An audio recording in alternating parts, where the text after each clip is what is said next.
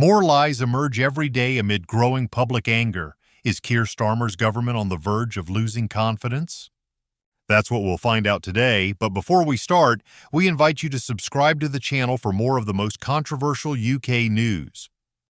Keir Starmer and his Labour Party made big promises before the election, but since taking power, their actions tell a different story. Many are now calling them out for hypocrisy. In a shocking moment at Westminster Hall, Conservative MP Blake Stevenson exposed one of Starmer's biggest lies and demanded justice for British pensioners. But where were Labour's MPs? Nowhere to be seen. No one from the government showed up to defend their policies. Watch this clip and decide for yourself. Has this Labour government already failed the British people? Thank you, Madam Chair. It's a pleasure to serve under your chairship. And I beg to move that this House has considered government support for pensioners. I do so not just because pensioners represent an enormous portion of our population, over 10 million, but because the way we support pensioners impacts every single person in this country.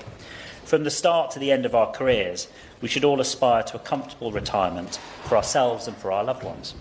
I know that this government understands that, because before the election they made big pitches to pensioners. The Work and Pensions Secretary said that Labour were, and I quote, determined to once again be the pensioners' party. The Prime Minister said that his Labour Party would, and again I quote, always be on the side of pensioners. If you recall, Labour's manifesto featured the heartbreaking story of Gary, a pensioner who was struggling to heat his house on his pension. I feel immensely for people like Gary, people who have struggled when times were really tough, people who voted with hope for a government that they believed would reduce their energy bills and look after vulnerable pensioners. I will gladly give way. Can I congratulate my honourable friend on the excellent speech he's making? I heard from a pensioner in West Worcestershire only today who, on an income of £13,500, was stripped of his winter fuel allowance last year and is having to live in one room which he can afford to heat. Is he as shocked as I am to hear that example? I thank my honourable friend for the intervention. I am absolutely shocked, and I'm going to come on to talk about, to mention a few stories of my own from constituents in my constituency, and they're very similar. And I think we're hearing these stories up and down the country, and I am absolutely shocked. I agree. I will gladly give way.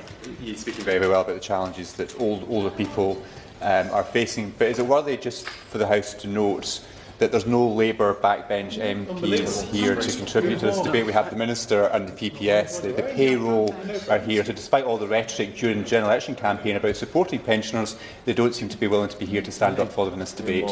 Where are they? I thank my honourable friend for that intervention, and I had noted the same, and I was going to wait until the end of the debate, see if any snuck in on the off chance to make some... Sending a whips message out. You never know. Perhaps the whips are calling them now. So perhaps we'll come back to this at the end of the debate and see if any have turned up to defend the current government's record. The simple reality is that hope for more support was misplaced. What has happened instead? Energy bills are up, and support for vulnerable pensioners has been cut. The Prime Minister said in April that Britain's pensioners deserve politicians who will be straight with them, and I agree. And here is the truth. Whatever the failings the previous government had, whatever difficulties it had grappling with the impacts of COVID, the invasion of Ukraine, and indeed its own missteps at times, they always tried to support pensioners. As recently as March last year, the Pensions Minister actually admitted on social media that pensioners are an average of £1,000 better off as a result of policies since 2010. Perhaps the Minister may want to reflect on that in the summing up. Last winter, Gary might well have received £600 from his winter fuel payment and his pensioner cost of living payment. This winter, he might well have received nothing. Like an estimated 9.2 million pensioners losing their winter fuel payment this winter, Gary may have found himself without that vital support he received last winter to make that choice between heating and eating a little less difficult. Will the honourable gentleman... I'll gladly give way. A Thank you, Madam Chair. I'm really grateful to my honourable friend for giving way, and he's making some really important points here, particularly around and using some examples of pensioners who find themselves trapped in this situation. Does he think, at the crux of this, it's about unfairness, but also it's the speed with which this policy decision, this political choice was made? Because even as recently as the 27th of April 2024, Sir Keir Starmer, the Prime Minister, was saying Britain's pensioners deserve better. They deserve certainty, and for politicians to be straight with them so they can live their lives. This is not an example of fairness, it's not an example of certainty, and it's certainly not an example of being straight with pensioners. Is this the worst government in UK history? Let us know in the comments.